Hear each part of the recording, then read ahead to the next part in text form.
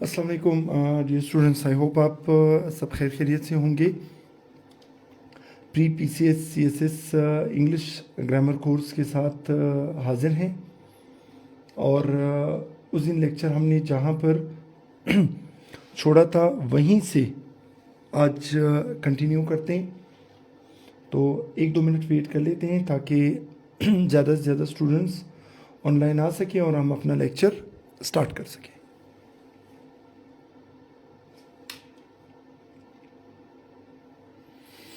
और हाँ, comment section में ज़रा ये भी बता दें कि आवाज़ और राइटिंग क्लियर है।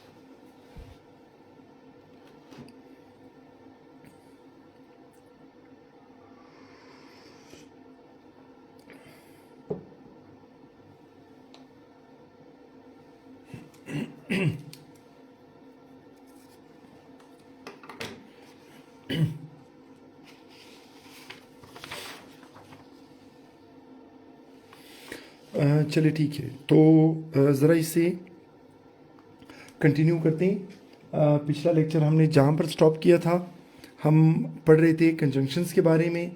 कंजंक्शंस में हमने कोऑर्डिनेटिंग कंजंक्शंस फैन बॉयज़ वाले वो हमने कर लिए थे। अब ज़रा आते हैं एक और कैटेगरी की तरफ, जो है correlative conjunctions.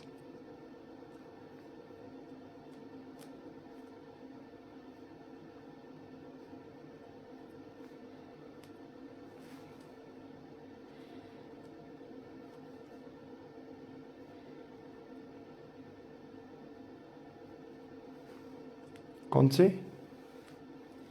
Correlative conjunctions.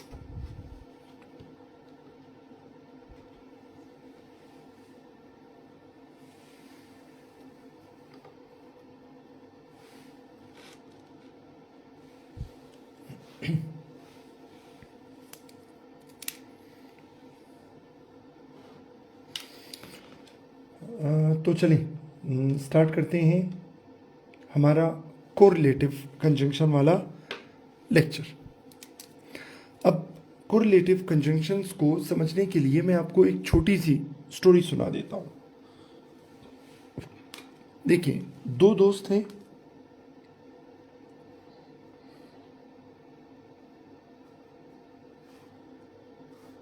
Right.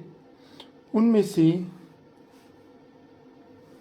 एक दोस्त दूसरे की मेज़बानी करेगा, यानी एक दोस्त होस्ट होगा और दूसरा दोस्त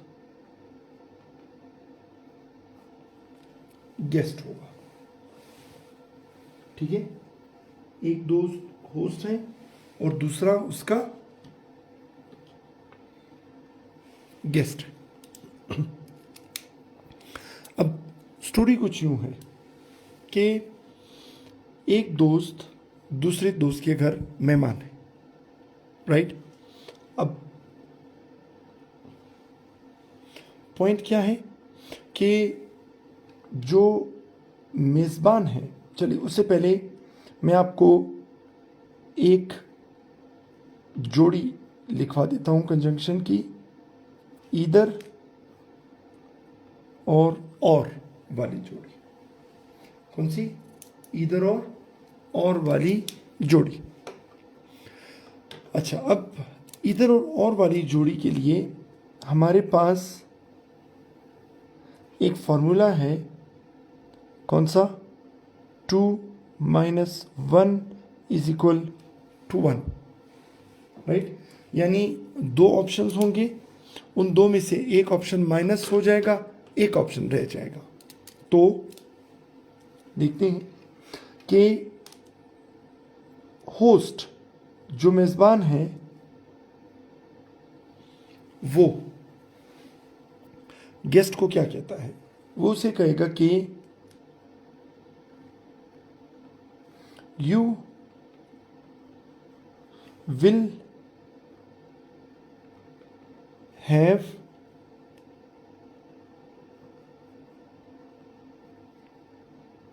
ईदर टी और coffee. You will have either tea और कॉफी। ठीक है, यानी वो अपने मेहमान दोस्त को कह रहा है कि आपको मिलेगी या तो ईदर के बाद वाली चीज या फिर और के बाद वाली चीज, इन दोनों में से कोई एक चीज आपको मिलेगी। यानी 2 - 1 इज इक्वल टू 1। अच्छा, ठीक है। फिर होता क्या है, एक और जोड़ी लिखते हैं, बोथ और एंड की जोड़ी है। ठीक है, किस चीज की जोड़ी है? बोथ और एंड की जोड़ी है। अच्छा, बोथ और एंड की जोड़ी में हमारे पास फॉर्मूला आएगा 1 + 1 इज इक्वल टू 2। ठीक है, एग्जाम्पल देख लेते हैं। वो गेस्ट जो है,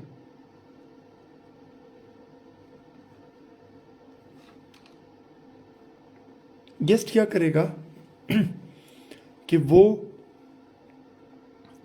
होस्ट को ये कहेगा, मेजबान को ये कहेगा कि I will take both tea and coffee. I will take both tea and coffee, यानी मुझे बोथ के बाद वाला ऑप्शन भी चाहिए और एंड के बाद वाला ऑप्शन भी चाहिए। यानी 1 + 1 इज इक्वल टू 2। ठीक है, अब मेजबान यही कहेगा कि यार ये तो कोई बड़ा बेशरम बंदा निकला, मैंने इसको कहा कि इन दोनों में से कोई एक चीज सेलेक्ट कर लो और वो कह रही कि मुझे दोनों चाहिए। तो जो मेजबान है उसे गुस्सा आ जाएगा और वो कह देगा कि नीदर नॉर। ठीक है, नीदर नॉर का मतलब है 2 - 2 इज इक्वल टू 0। यानी दो ऑप्शंस हैं, दो ऑप्शंस में आपको एक भी नहीं मिलेगा। ठीक है, अब देखें कैसे सेंटेंस हम यूज कर लेते हैं। अब वो जो होस्ट है, जो मेजबान है, वो अब क्या कहेगा? वो कहेगा कि you will get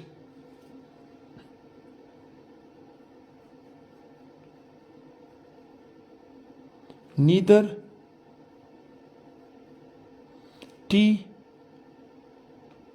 nor coffee. You will get neither tea nor coffee. अच्छा, ठीक है। अब वो कह रहे कि नीदर के बाद वाला ऑप्शन भी नहीं मिलेगा और नॉर के बाद वाला ऑप्शन भी नहीं मिलेगा। तो इसको हम क्या कहेंगे? Neither nor. अच्छा, अब जो मेहमान है, अब उसे लगा कि यार या तो काम खराब हो रहा है। मुझे तो ये लगा था कि मैं कह दूंगा कि भाई चाय भी चाहिए और कॉफ़ी भी चाहिए, राइट।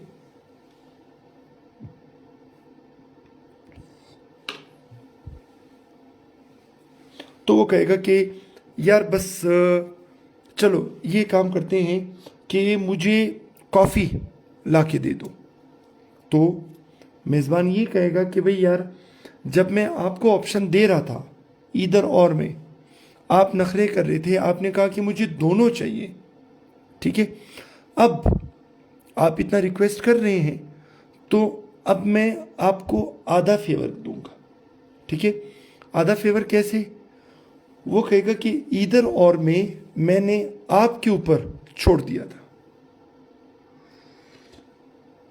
यानी आप फैसला कर लें कि आपको इन दोनों में से कौन सी चीज़ चाहिए। फिर आपने नखरे किए, आपने कहा दोनों चाहिए, मैंने कहा एक भी नहीं मिलेगा। फिर आपने रिक्वेस्ट की, तो चले आपकी रिक्वेस्ट मैं इस हद तक मान लेता हूँ कि मैं आपको ये कह दूंगा कि आपको एक चीज़ मिलेगी, लेकिन अब मेरी मर्जी चलेगी, ठीक है। तो जो होस्ट होगा अब वो कहेगा कि अब ये सिलेक्शन मैंने करनी है। अच्छा, इससे पहले जो गेस्ट था ना, गेस्ट ने यही सोचा कि यार चाय तो अक्सर मिल जाती है, इसको कह देता हूँ कि कॉफ़ी पिला दो। तो अब होस्ट ने कहा कि नहीं, अब ये फैसला मैं करूँगा कि आप चाय पियेंगे या कॉफ़ी पियेंगे। अब देखिए होस्ट क्या कहेगा कि you will get not coffee but T. अब देखिए ये नॉट और बट का फॉर्मूला भी है 2 - 1 = 1। तो फिर आप कहेंगे कि सर ये फॉर्मूला तो ऊपर भी आ चुका है, तो हम कहेंगे यस, वहाँ पर मेज़बान ने मेहमान को ऑप्शन दिया था कि भाई आप कोई सेलेक्ट कर लें। अब यहाँ पर मेज़बान खुद सिलेक्शन करेगा, ठीक है। और उसकी सिलेक्शन कैसे होगी? वो ये कहेगा कि दो चीज़ें हैं, कॉफ़ी है और टी है। अब वो ये कहेगा कि नॉट के बाद वाली जो चीज़ आ रही है वो आपको नहीं मिलेगी, हाँ, बट के बाद वाली जो चीज़ है वो आपको मिलेगी।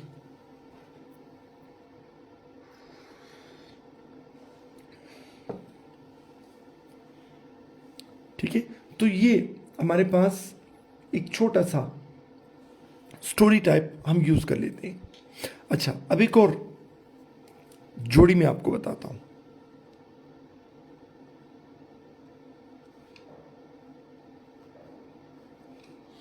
नॉट ओनली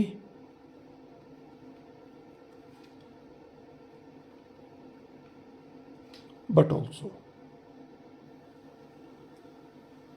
एक जोड़ी हमारे पास ये है। अच्छा, इस जोड़ी का फॉर्मूला है 1 + 1 = 2। ठीक है, 1 + 1 = 2। अब देखिए जरा, आप कहेंगे कि सर ये 1 + 1 2 वाला तो बोथ और एंड में भी था, यहां पर भी है, तो इन दोनों में फर्क क्या है? अब देखिए जरा, अगर कोई नॉर्मल बात हो रही है तो हम यूज करेंगे बोथ और एंड, लेकिन अगर कोई चीज सरप्राइजिंग है तो हम यूज करेंगे क्या? Not only but also. ठीक है, अब फिर आप कहेंगे नॉर्मल कैसे? अब सपोज एक टीचर है बायो का, ठीक है, बायोलॉजी का टीचर है, राइट। अब बायोलॉजी का टीचर पढ़ा सकता है both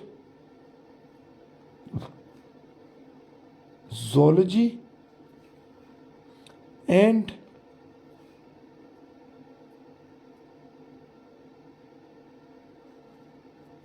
botany. Both zoology and botany.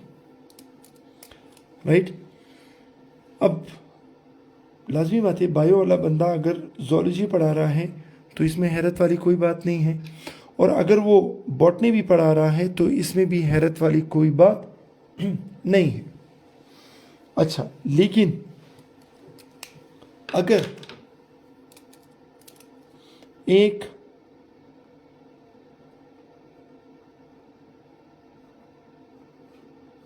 Biology वाला बंदा है, ठीक है, वो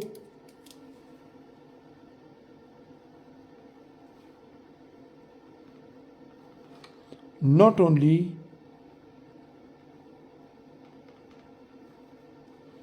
ठीक है, अगर बायो वाला बॉटनी पढ़ा रहा है तो आप कहेंगे कि इसमें तो हैरान होने वाली कोई बात नहीं है, लेकिन बट ऑल्सो के बाद जो मैं बात निकले लगा हूं वो लाजमी कोई सरप्राइज वाली है।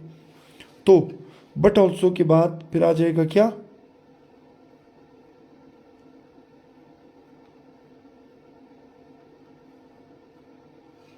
केमिस्ट्री। अब इन दोनों में जो सरप्राइजिंग एलिमेंट है वो ये केमिस्ट्री है, और सरप्राइज वाला जो पॉइंट होगा वो किसके बाद आएगा, बट ऑल्सो के बाद आएगा। कोई क्वेश्चन है तो पूछ लें, वरना फिर आगे बढ़ते हैं।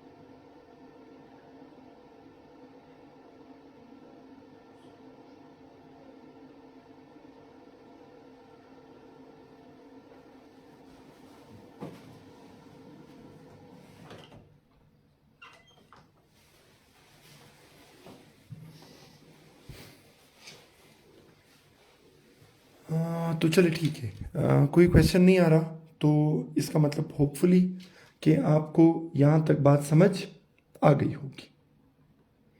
अच्छा, फिर अब एक और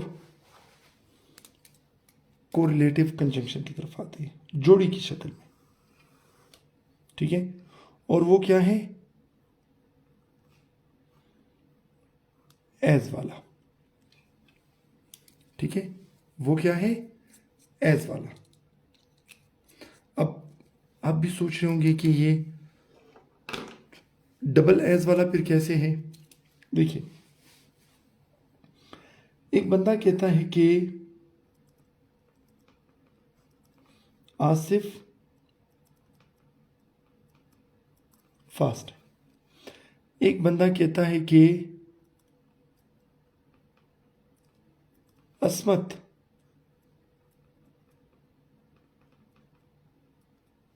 फास्ट है। एक कह रहा है कि आसिफ फास्ट है और एक कह रहा है कि असमत फास्ट है। अब वो कहते हैं कि चलिए दोनों का मुकाबला करवाते हैं, रेस करवा लेते हैं, पता चल जाएगा कि कौन फास्ट है। देखिए, अगर हमारे पास ऐसा कुछ आया, ठीक है, यानी या तो आसिफ फास्ट है ज्यादा या फिर असमत, तो फिर हम क्या कहेंगे, हम कहेंगे कि आसिफ इज faster than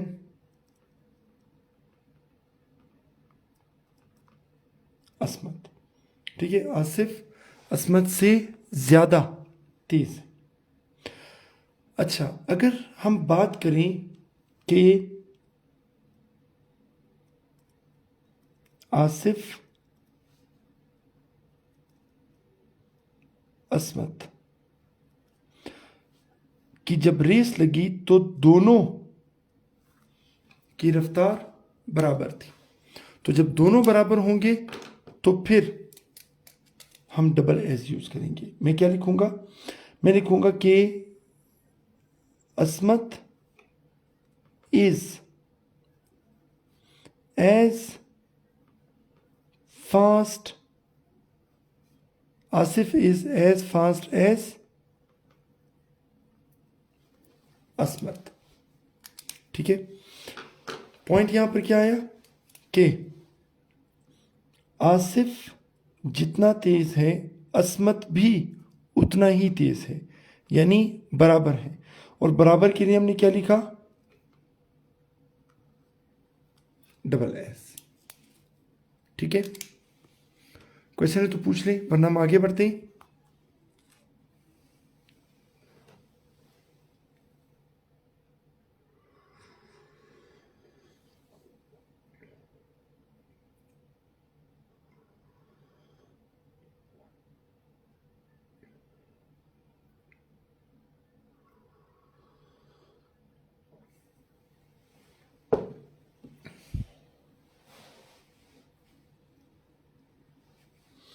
चलिए, इसका मतलब ये है कि कोई क्वेश्चन नहीं है।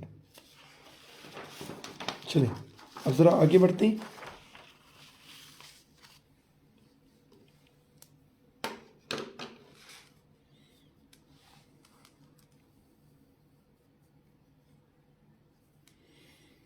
अब अगली जो हमारे पास जोड़ियां हैं, जोड़ी नहीं बल्कि जोड़ियां हैं, किस चीज़ की? कोरिलेटिव कंजंक्शन की।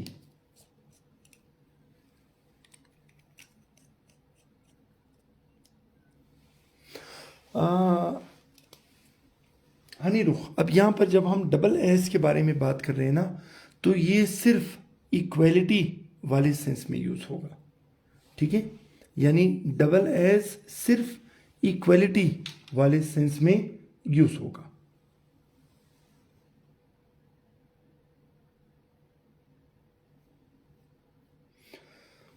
चलिए, अब आते हैं एक बहुत इंपॉर्टेंट पार्ट की तरफ। ठीक है, हमारे पास कोई 5 जोड़ियां हैं जो एक दूसरे से मिलती जुलती हैं। देखिए, एक है हमारे पास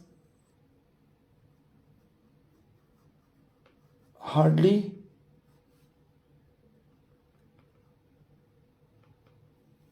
वेन, एक है हमारे पास बियरली वेन, एक है हमारे पास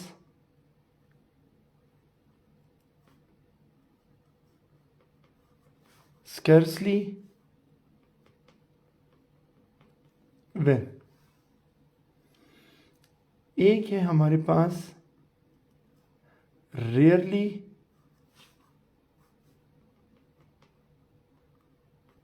वेन, और यहां पर आखिरी जोड़ी है हमारे पास नो सूनर देन। ठीक है, अब इसे जरा समझते हैं। इनको समझने के लिए आपने पहले एक बहुत इंपॉर्टेंट कंसेप्ट समझना है, और वो कंसेप्ट कौन सा है?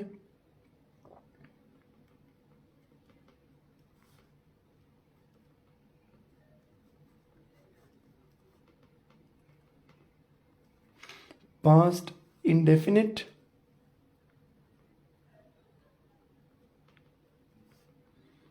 और पास्ट परफेक्ट। ठीक है, पास्ट इंडेफिनिट और पास्ट परफेक्ट। अब देखिए, पास्ट इंडेफिनिट में आपको एक वर्ड मिलेगा, कौन सा? पास्ट। तो हम, पास्ट का मतलब है पुराना, और पास्ट परफेक्ट में भी आपको एक लफ्ज मिलेगा पास्ट। तो चले हम इसे भी कह देते हैं क्या? पुराना।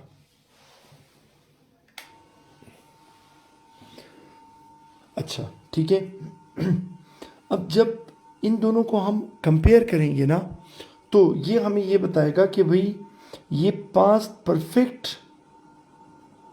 ज़्यादा पुराना है और पास्ट इंडेफिनिट इसके मुकाबले में कम पुराना है। पहले मैं आपको फॉर्मूला लिखवाता हूं, फिर सेंटेंस। देखिए, ओल्ड के लिए हमारे पास ये फॉर्मूला है, subject plus second form. Older के लिए हमारे पास ये फॉर्मूला है, subject plus had plus third form. अब दो काम मैं आपको बताऊंगा। एक काम मैं कहता हूं कि आई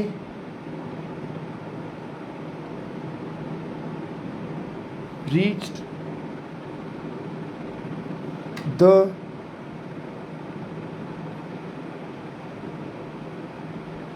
स्टेशन। ठीक है, क्या हुआ? मैं स्टेशन पहुंचा। और दूसरा काम,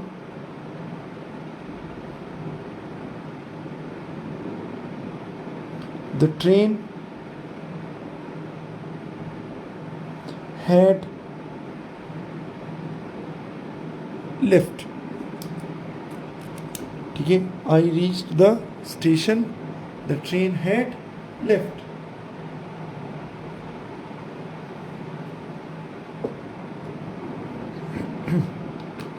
अब मैं स्टेशन बाद में पहुंचा, यानी ओल्ड, और मेरे पहुंचने से पहले ही एक काम हो गया था, द ट्रेन हैड लेफ्ट, यानी ओल्डर।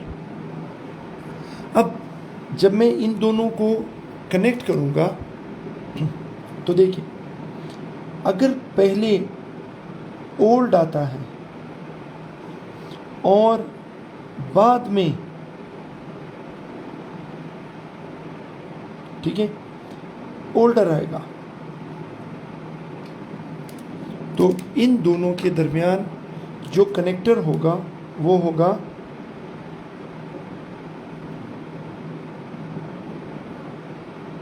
आफ्टर। ठीक है। अच्छा, फिर अगर ऐसा हो कि ओल्डर पहले लिखा है,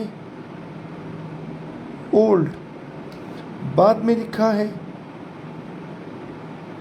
तो इन दोनों के दरमियान जो हमारे पास कनेक्टर होगा वो होगा कौन सा?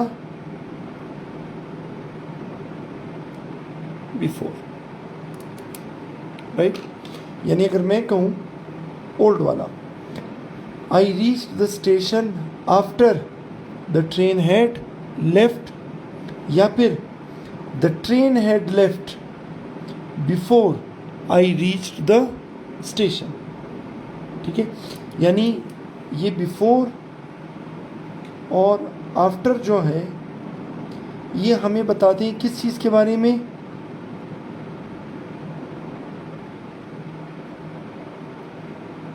सीक्वेंस के बारे में। ठीक है, यानी तरतीब, यानी पहला काम कौन सा हुआ और फिर उसके बाद काम कौन सा हुआ। अब मैं आपको दो सेंटेंसेस बताता हूँ, वो ज़रा गौर से सुने और दोनों के दरमियान फ़र्क आइडेंटिफाई करके मुझे कमेंट सेक्शन में बताएं। पहला, मेरे पहुँचने से पहले ट्रेन जा चुकी थी। क्या? मेरे पहुंचने से पहले ट्रेन जा चुकी थी। अब दूसरा सेंटेंस कि जैसे ही ट्रेन गई मैं पहुंच गया। अब ज़रा कमेंट सेक्शन में बताएं कि इन दोनों में डिफरेंस आपको क्या नज़र आ रहा है।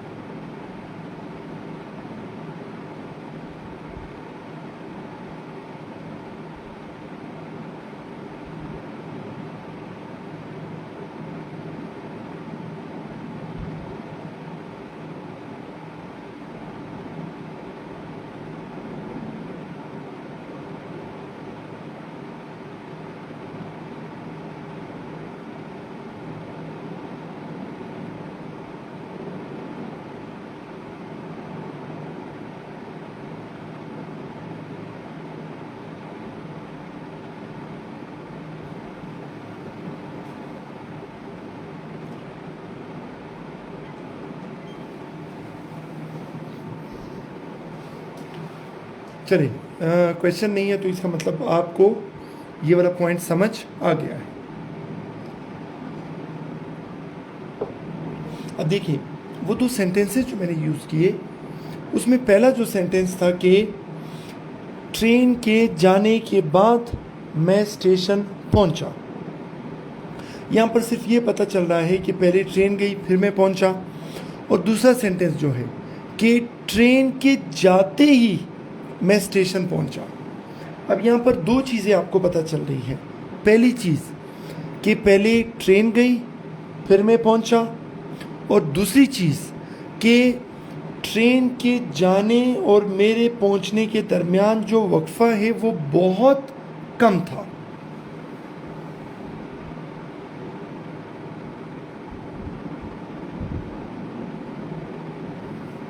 ठीक है। अब अगर आप सिर्फ ये बताना चाहते हैं कि कौन सा काम पहले हुआ और कौन सा काम बाद में हुआ, तो आप यूज़ कर लें क्या, या तो आफ्टर या फिर बिफोर। लेकिन अगर आप ये भी बताना चाहते हैं एक और पॉइंट कि भाई ये काम एक पहले हुआ एक बाद में हुआ लेकिन इनके दरमियान वक्फा बहुत कम था, तो जब आप कह देंगे ना कि वक्फा बहुत कम था तो फिर हम ये वाला फॉर्मूला अप्लाई करेंगे। अब सपोज मैं वहाँ से कोई भी उठा लेता हूँ, इन सब का फंक्शन सेम है, लेकिन हमारे पास है हार्डली और हार्डली के साथ जोड़ी है किसकी, व्हेन की, राइट। अब हार्डली के बाद हम हमेशा क्या लिखेंगे, ओल्डर, और व्हेन के बाद हम हमेशा लिखेंगे क्या चीज़, ओल्ड।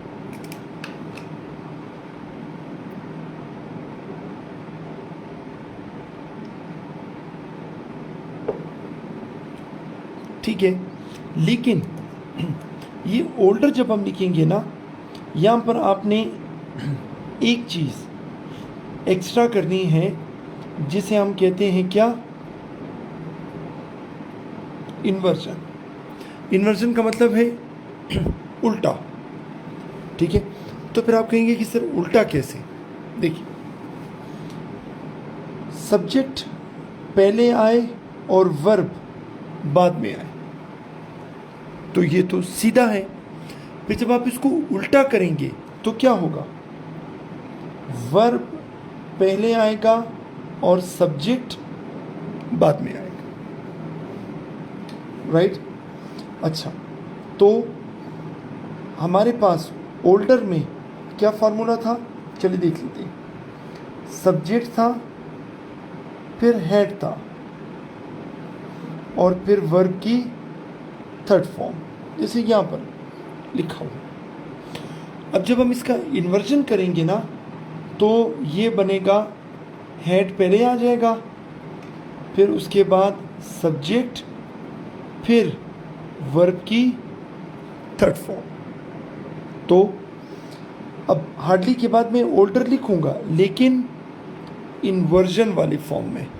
तो देखिए सेंटेंस क्या बनेगा, मैं कह दूंगा हार्डली, देखिए यहाँ पे लिखा है द ट्रेन हैड, जब मैं इन्वर्जन कर लूंगा तो ये बन जाएगा हैड द ट्रेन लेफ्ट। यानी हार्डली को मैं शुरू में लेकर आया, लेकिन शुरू में लेकर आते ही मैंने इन्वर्जन से काम लिया, यानी मैंने हेड को पहले लिखा, सब्जेक्ट बाद में। अच्छा, फिर व्हेन के बाद आ जाएगा ओल्ड, और ओल्ड क्या है, आई रीच्ड द स्टेशन, तो जो भी होगा, ठीक है। तो ये हमारे पास ये जो 5 जोड़ियां हैं, आप इनमें से जो भी अप्लाई करेंगे फॉर्मूला यही आपके आप पसंद। यानी आपको ओल्डर वाले पोर्शन में क्या करना पड़ेगा, इन्वर्जन से काम लेना पड़ेगा। इससे रिलेटेड कोई क्वेश्चन है तो जल्दी से कमेंट सेक्शन में पूछ लें।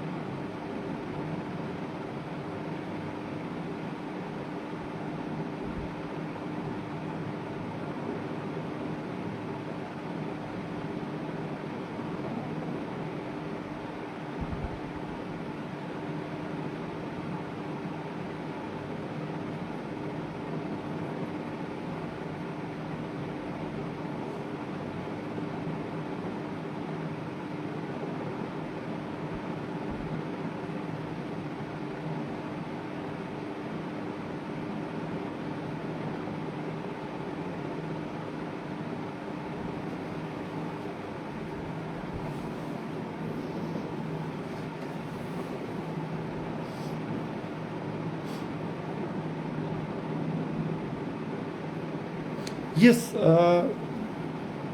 हनीरुख, मैंने आपको यही कहा ना, हार्डली की जगह बेयरली लगा लें या स्केर्सली लगा लें या रेयरली लगा लें या नो सूनर लगा लें, आपको इन सब में यही रूल फॉलो करना पड़ेगा और इन सब का मतलब सेम ही है।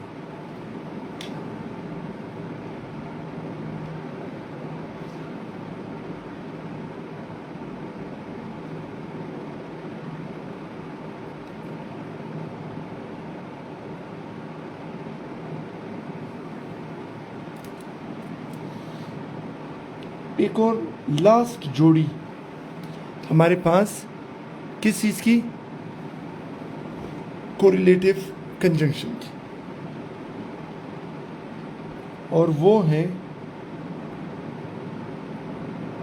कौन सी, वेदर की जोड़ी और के साथ।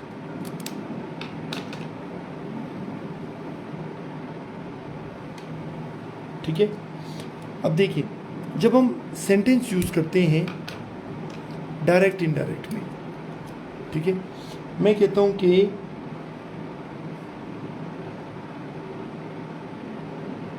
ही आस्क्स मी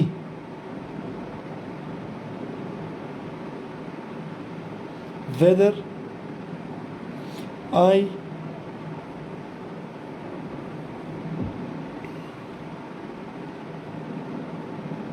like tea और coffee.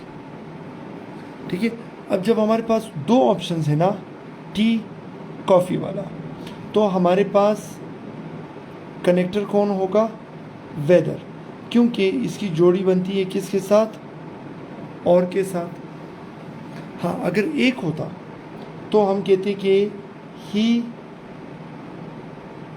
asks me if I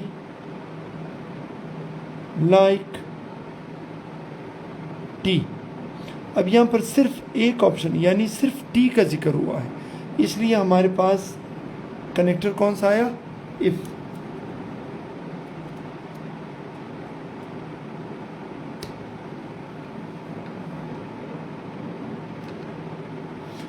नहीं, शमासगर, अब पॉइंट इसमें यह है कि जब हम बात करते हैं किस चीज़ के बारे में, हार्डली हमारे पास एक जगह एडवर्ब भी था, अगर आपको याद हो। जब वो एडवर्ब था ना, वो अकेला यूज़ हुआ था और वो क्या शो कर रहा था कि कोई चीज़ कम है, कितनी कम है, इतनी कम है कि ना होने के बराबर है। तो वो वाला हार्डली जो अकेला यूज़ हुआ था वो एडवर्ब है, लेकिन ये वाला हार्डली व्हेन के साथ जोड़ी की शक्ल में यूज़ हो रहा है, तो ये यहाँ पर कंजंक्शन है।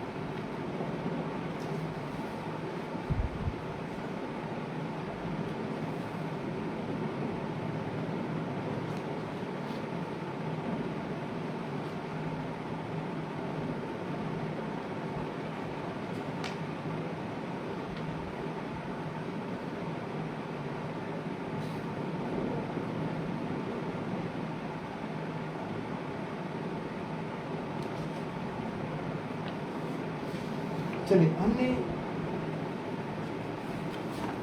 कोऑर्डिनेटिंग कंजंक्शंस पढ़ लिए, हमने कोरिलेटिव कंजंक्शंस पढ़ लिए, और अब हम आते हैं किसकी तरफ, सबऑर्डिनेटिंग कंजंक्शंस की तरफ। ठीक है, सबऑर्डिनेटिंग कंजंक्शन को स्टार्ट करते हैं। नोट्स आप अपने सामने रखें। I visit my friends, I go to Karachi. अब ये समझने के लिए हम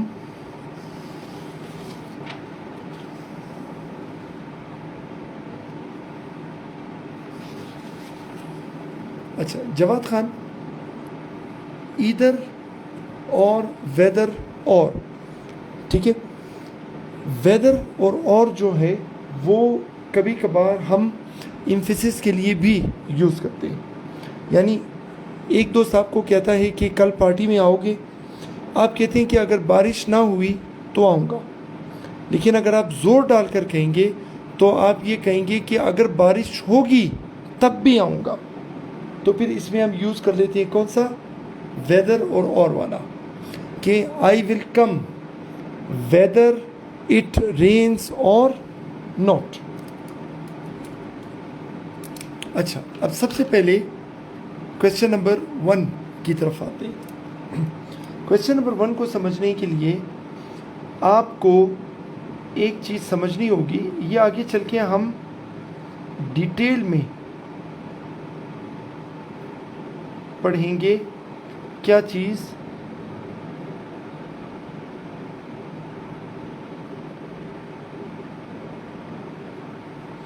कंडीशनल सेंटेंसेस, ठीक है। क्या चीज़, कंडीशनल सेंटेंसेस। कंडीशनल सेंटेंसेस में ये होता है, एक तरफ आपके पास इनपुट होता है और उसी इनपुट की बुनियाद पर आपके पास एक आउटपुट होता है, यानी एक इनपुट और एक आउटपुट, ठीक है। अब ज़रा देखते जाएं। कंडीशनल सेंटेंसेस में हमारे पास एक कंडीशनल है जिसे हम कहते हैं कौन सा, ज़ीरो कंडीशनल। कौन सा कंडीशनल, ज़ीरो कंडीशनल। अच्छा, अब ज़ीरो कंडीशनल में इनपुट में आपके पास होता है सब्जेक्ट प्लस फर्स्ट फॉर्म, और आउटपुट में भी आपके पास होता है subject plus first form. Input में भी subject plus first form, output में भी सब्जेक्ट प्लस फर्स्ट फॉर्म। और ये ज़ीरो जो है, इसके लिए हम एक वर्ड यूज़ कर लेते हैं, क्या, श्योरिटी। श्योरिटी मतलब 100% कन्फर्म, ठीक है। फिर आप कहेंगे 100% कन्फर्म कैसे हो सकता है। देखिए, अगर मैं बात करूं किसी साइंटिफिक ट्रुथ के बारे में, अब देखिए हम ये कह देंगे कि इफ या व्हेन, दोनों में से कोई भी, व्हेन यू हीट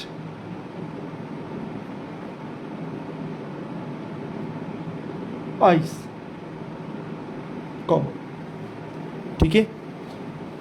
अब मुझे ये बताएं कि जब हम बर्फ को हीट देंगे तो क्या होगा। आप कहेंगे सर वो पिघल जाती है।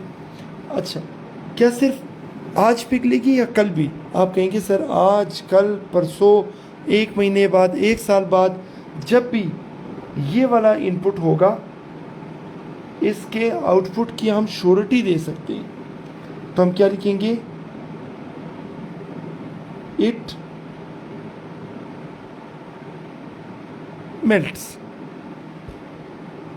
क्या चीज, इट मेल्ट्स। इसे हम क्या कहते हैं, ज़ीरो कंडीशनल। और इसमें क्या होता है, कोई साइंटिफिक ट्रुथ। अब साइंटिफिक, चलिए मैं यहाँ पे एक तरफ लिख देता हूँ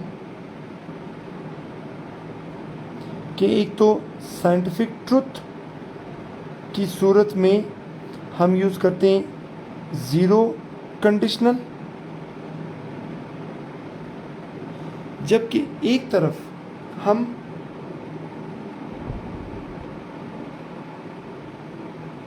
solid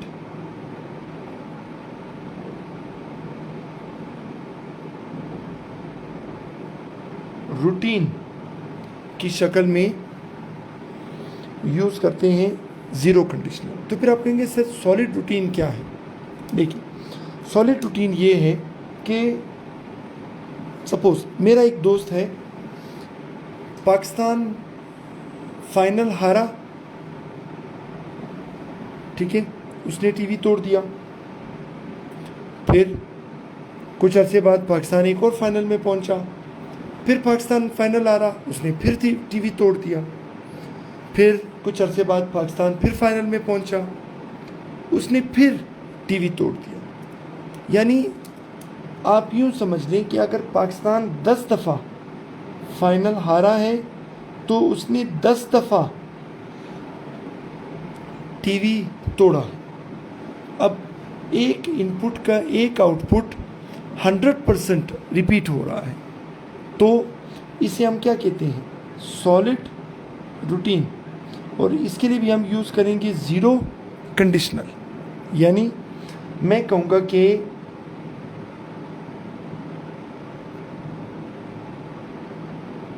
whenever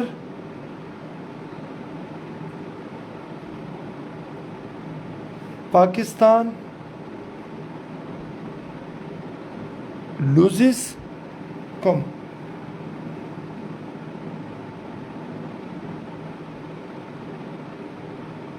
Usama breaks television. ठीक है, तो हमारे पास ज़ीरो कंडीशनल में हाँ एक चीज़ है मेरे की, ये व्हेनेवर जो लिखा हुआ है ना, इसको उर्दू में हम क्या कहते हैं? इसको हम उर्दू में कहते हैं जब भी। क्या चीज़? जब भी। और एक सेंटेंस के शुरू में जब आपको जब भी नज़र आएगा, इसका मतलब ये हुआ कि वो काम 100% उसी तरह ही होता है। ठीक है, अच्छा, अब ज़रा आप आए किस चीज़ की तरफ? एक्सरसाइज की तरफ। अब देखिए, subject first form, I subject first form. तो आप कहेंगे कि सर दोनों में फार्मूला बराबर है, तो यानी ये हमारे पास क्या हो जाएगा? Zero conditional. और करेक्ट आंसर कौन सा है? व्हेनेवर।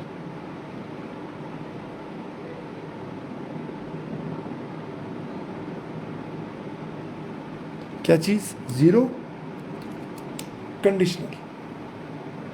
अच्छा, फिर दिस इज़ द प्लेस, ये वही जगह है। अब प्लेस जगह है, तो उसके लिए हमारे पास कनेक्टर कौन सा होगा? वेयर।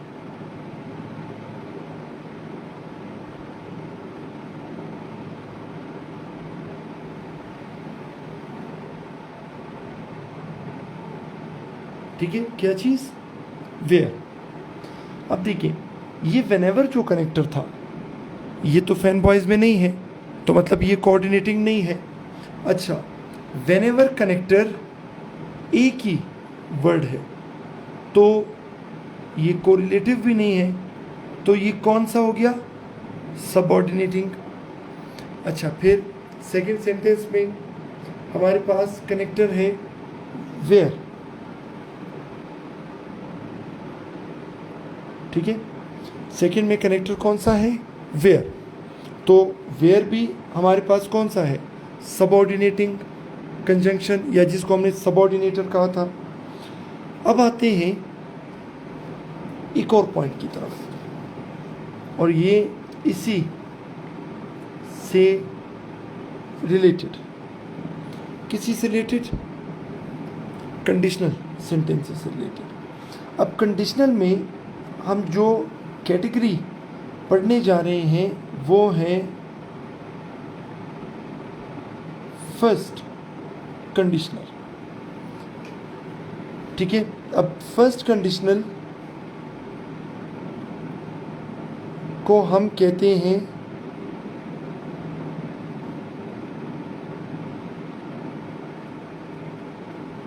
क्या चीज़? पॉसिबिलिटी। ठीक है, यानी इम्कान है, मुमकिन है, हो सकता है, लेकिन कंफर्मेशन नहीं है, श्योरिटी नहीं है। हाँ, इसमें भी हमारे पास एक होगा इनपुट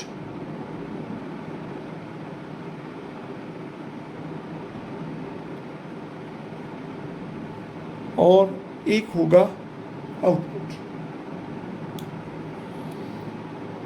इनपुट का formula subject plus first form, output का फॉर्मूला सब्जेक्ट प्लस कैन या विल या may plus first form of the verb. अब देखिए,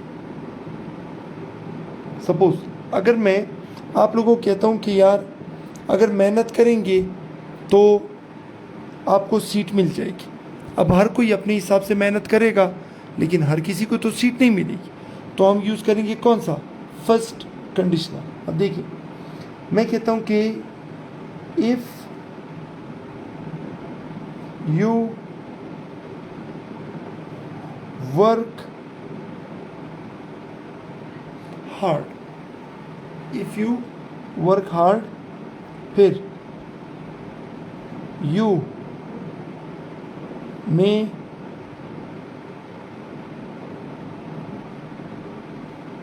पास द टेस्ट।